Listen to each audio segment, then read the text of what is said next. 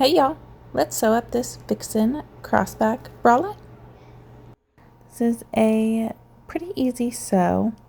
You're going to need some 1/4 inch clear elastic. I recommend Lastine brand. It's all I'll use. It's a little thinner, stretchier, I think easier to work with.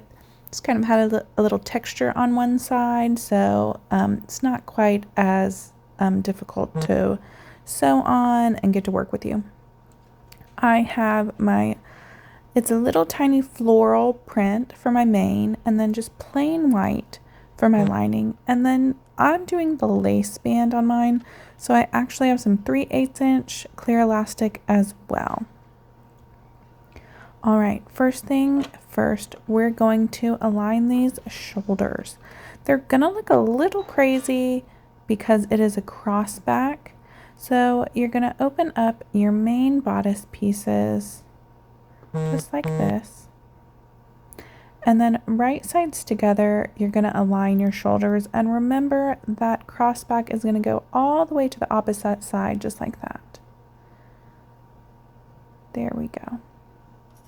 All right, I'm just gonna clip these in place. And then I'm gonna repeat with my lining, and we're gonna sew up these shoulder seams at 3/8 inch seam allowance. I'm going to use my serger. You can also use your favorite stretch construction stitch on your sewing machine. Make sure it is a stretch stitch. I'm going to speed mine up a tiny bit while you watch me do the same thing with my lining.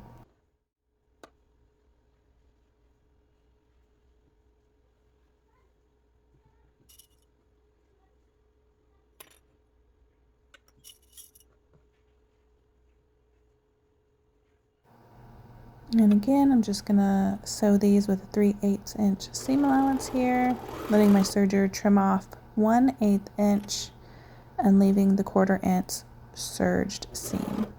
If you're using your sewing machine, just make sure you're using a stretch stitch, something like a lightning bolt or triple step straight stitch would work. Give enough stretch while giving a nice clean seam on the outside. One thing to note is to make sure you're lining your shoulder seams up at that 3/8 inch seam allowance, so that once you sew your seam allowance, they make a nice smooth transition from the front to the back. Sometimes if you align them at the very top edge without paying attention to the seam allowance, they'll be aligned at the top edge, and then after you sew them, not perfectly aligned afterwards. So make sure they're aligned nice and perfectly right at that 3/8 inch mark. I have my main side face up, and now I'm putting my lining face down so they're right sides together, and I'm just going to clip them around both the neckline and the arm side. The shoulder seam you want to nest. That means you want to press one seam allowance to the back and one seam allowance to the front. This helps reduce some of the bulk here. You want to do that anytime you're sewing seams together. It's a little nifty trick. Nice and easy to pin together. They're exactly the same size. A lot of times when you line, I will make the lining a little smaller than the main fabric to pull it under. I did not on this one because there is a fully reversible option, so they are the exact same size, so they're very easy to line up and clip together, no easing in or anything like that. And I'm just going to speed it up just a little bit since we're just clipping together two things that are the exact same size. I don't want to bore anybody.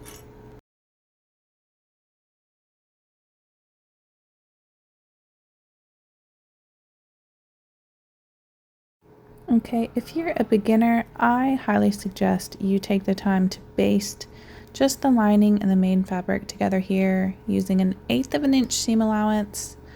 It just helps the next step be a little bit easier. If you're an intermediate sewist and you have sewed elastic for a while, you're super comfortable with it, you can skip the basting stitch there and go ahead and join me adding in your clear elastic now. Now we do give an elastic cut chart that gives you a guide how long your elastic should be. It is just a guide. It will depend on your elastic that you have, how much stretch and recovery it has, how stable it is. It will also matter if you took the perfect seam allowance, how perfectly you cut your pieces. So it's just a guide. If you cut this amount and you feel like you're having to stretch it, don't force it. If you feel like you're having to really ease it in, again, don't force it. This is how I do my elastic.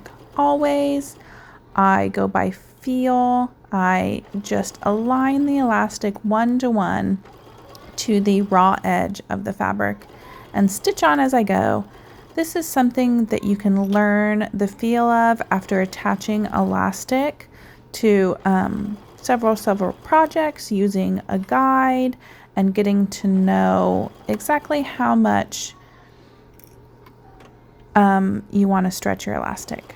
I say stretch, you do not want to stretch your elastic, but you do want to hold it taut.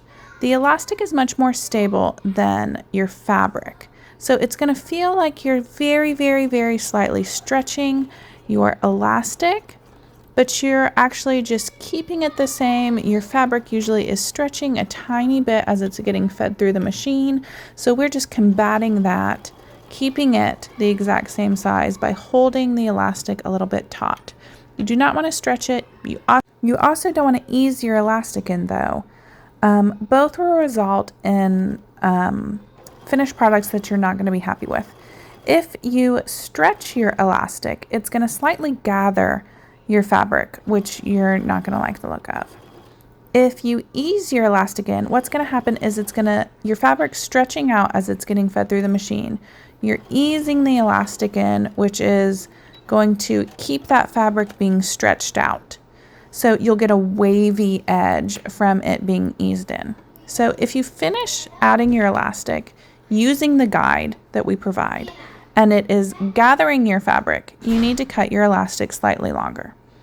If you add it in and your edges are super wavy, then you need to cut it a little bit shorter. What you want is the edge and the piece to stay exactly the same. We're just adding the elastic in to add some stability. We're not trying to change the piece at all.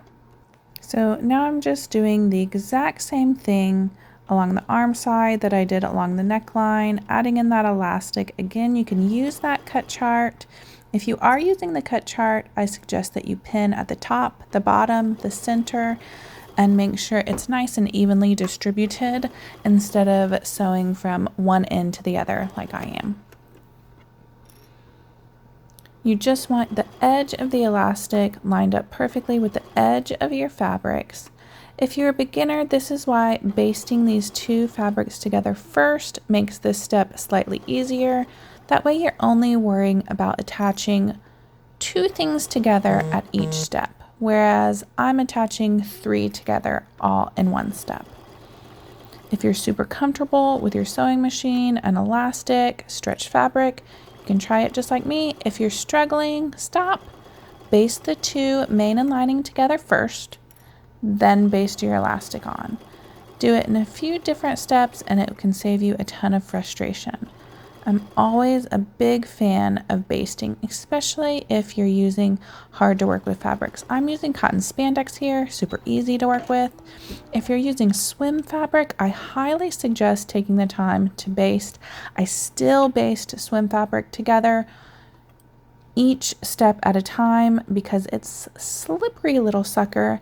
It likes to move around on you, so go ahead and take the time to baste so that it's a nice, pleasant sew for you instead of one with swear words.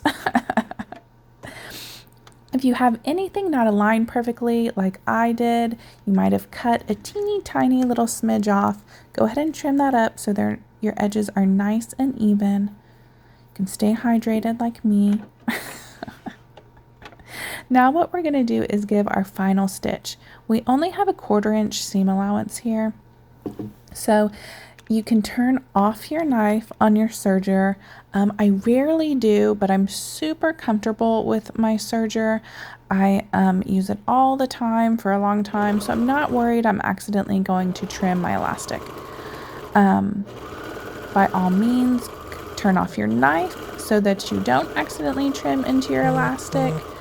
And you can just head all the way down on both sides, both the neckline and the arm side, and we're just going to give it a nice final 1/4 inch seam allowance. It's going to enclose that elastic in there. One thing I forgot to mention was you want to add your elastic on the same side. If you're making it reversible, it doesn't matter which side, but you want to be consistent which side you add it on. If you have a main and a lining and you are not making it reversible, this one that I'm making is not reversible. I'm adding lace to the bottom. The floral is my main. In general, you want to add it to your main fabric. I added it to my lining here. It doesn't make that big of a difference, but it just looks a little slightly different on the side that you add it. So as long as you're consistent throughout the whole bralette, you're going to be fine. What you don't want to do is add it on lining on your neckline and then add it on the main on your arm side. They're going to look and feel a little bit slightly different. So just be consistent so that it looks consistent and feels consistent. Now we're just going to turn right sides out now that we have our final stitch. I'm going to use one of these little turning things. Bodkin, I think is what it's called. You can certainly just stick your hand in there and twist it around. I find this makes it ever so slightly easier. It doesn't have a super narrow strap, so it's not too hard to turn right sides out.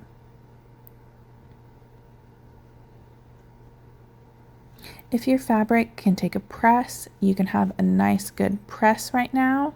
If you're sewing a nylon swim fabric, you don't want to press that, it will melt. But this is a cotton spandex. I certainly could go give it a nice press.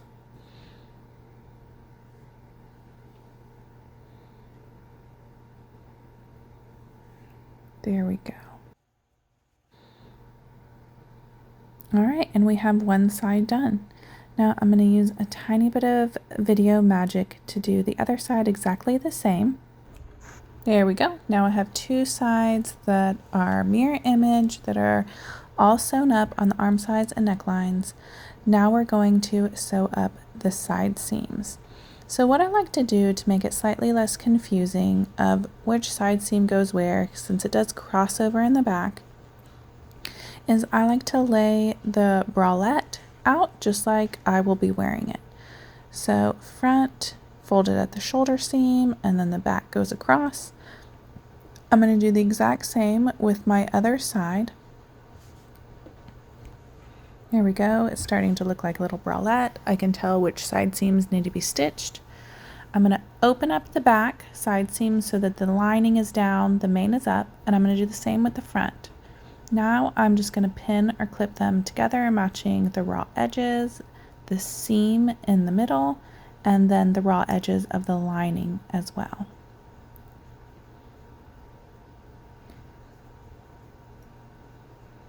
This method hides the seam and the seam allowance, nice and comfortable for a bralette, not to have a seam on your skin. You can nest these seams here. You can also make them go the same way. I tend to like to push them both the same way towards whichever fabric I put the elastic on. It is a bulkier seam because they have elastic in the seams. So that's 2 seams plus the elastic in each one. I've seen people that nest them. I've seen people who, like me, like them going the same way. You can try out both. You can baste it, see which one you prefer, and then your final stitch do your favorite method, nesting them or pushing them the same way. Once we get these all pinned and clipped, we're just going to stitch with our 3/8 inch seam allowance from top to bottom.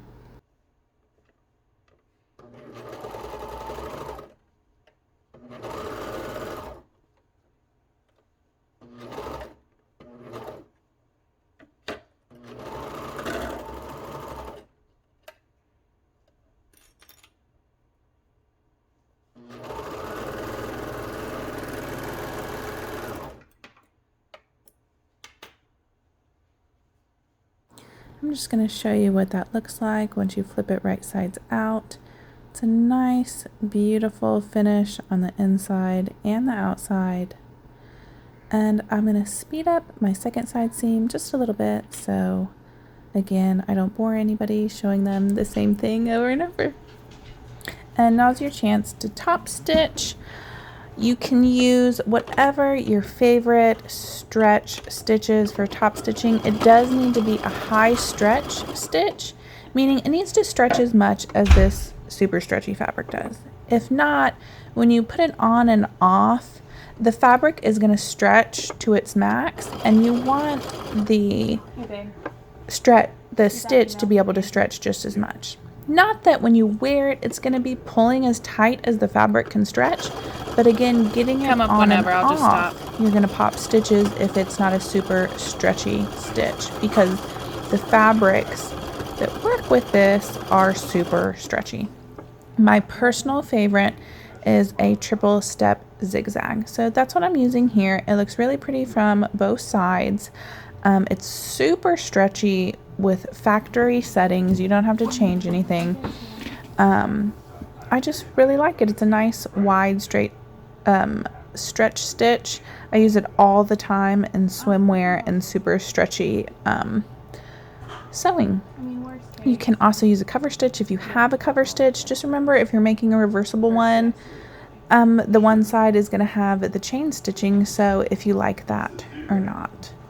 Make sure also, if you're using a cover stitch, you have either stretch or wool nylon in the loopers. Otherwise, it's not going to stretch enough. You really need a high stretch stitch. If you're wondering if the stitch that you like is stretchy enough, take a little scrap,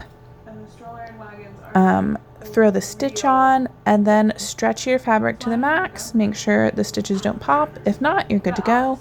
If you stretch it and your stitches pop, you're gonna have to widen it, shorten the stitch length, and try again. Trip anyways. So all right, we're just gonna speed around all of these edges and make it look nice and beautiful. If you're doing a reversible one, or if you're lining it, either way, if you don't want your lining to show when you're wearing it, you must top stitch. The lining is the exact same as the main fabric. It is not going to be pulled to the underside like most of my lined patterns. So if you don't want the lining to show, top stitching is a must. If you don't care, skip the top stitching. On some of mine that I just made just as bralettes, what I did is I used the same fabric as main and lining, and I skipped top stitching, and I don't mind if it peeks out. So just another option for you if you really hate the top stitching step. Also, you'll see how I'm kind of rubbing the seam in my fingers. I'm just trying to make sure it's all the way open before I top stitch it. I don't want to accidentally top stitch it when there's a little bit of extra kind of still tucked in from turning it right sides out. Another thing you can see me do is put my finger on the edge of the fabric. This is a habit that I have when I'm top stitching a lot. It helps me keep it even. It's something that I did as a beginner sewist that has always stuck with me. I stick my finger where I want it to go in, just like a guide, and it keeps the top stitching really nice and even for me, and now I do it almost without thinking when I sew. So if you're having a hard time keeping your top stitching nice and even from the edge, you can try my little trick, see if you like it. And now I'm going to speed through and skip ahead, since I'll just be top stitching for days and days along these seams that we just added some elastic in. And I'll show you when I'm all done top stitching. Ta-da! Now we're all done top stitching. If your fabric can stand at the iron and the press, you can give it a good press. Now is the time where if you weren't sure where to sew your cups in to your lining or to your inner lining, you can go ahead and slip them in now. And you can either let them float around in there and kind of notice where you want them for next time, or you can pin them exactly where you want them and then baste them to the lining this time. And then next time you make one, you'll know exactly where you want them to place. You can sew them to the lining or the inner lining. All right, now that we've got those in there, we're gonna baste around the bottom of this whole bralette. We're going to overlap our front little overlap. So if you cut your notches, you're just gonna align all your notches. So you can do the right side over the left side over the right. Doesn't matter if one happened to turn out more beautifully or the print is better, doesn't matter. Whichever one you like on top, you can place on top. And then you're just gonna pin on that center notch. And you're gonna continue to pin all the way across the overlap. I only add 2 more pins or clips, so 1 on each kind of edge. If you're sewing the clothes back, you're gonna baste all the way around the entire bottom. I'm doing the open cross back here, so I'm gonna baste from one back side to the other back side. You do want to make sure, again, to nest your seams here. I like to make sure they're nested the same way that I nested them on the top seam, the armpit seam. So 1 to the front, 1 to the back, whichever way you nested them when you sewed that armpit seam. You're going to want to copy that so that your seams don't twist in there. Just moving those cups out of the way. If yours are floating like mine, you'll just kind of scoot them out of the way. If you stitched yours down, you don't have any worries about them.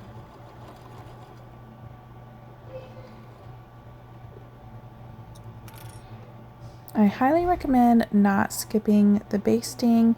Even if you're working with easy to work with fabric like me, it's a lot easier to attach any of the bands if you go ahead and baste your main and lining together right now. It'll save you a lot of frustration and it'll make your final product look a lot more polished. So don't skip it. It just takes a second. I love basting. It saves a lot of time unpicking, and you usually end up with a much more professional looking garment, which makes everybody happy in the end. All right, and we're just about done. This is the end of this video. I'm gonna let you click on whatever band you're attaching. So if you want to continue on to me attaching this lace band, you can find attaching the lace band video. If you're going to do the knit band, you can find that video, or elastic. I have one for each one. So whatever band you're sewing up, you can find that to finish off this bralette. Thanks for sewing along this far with me.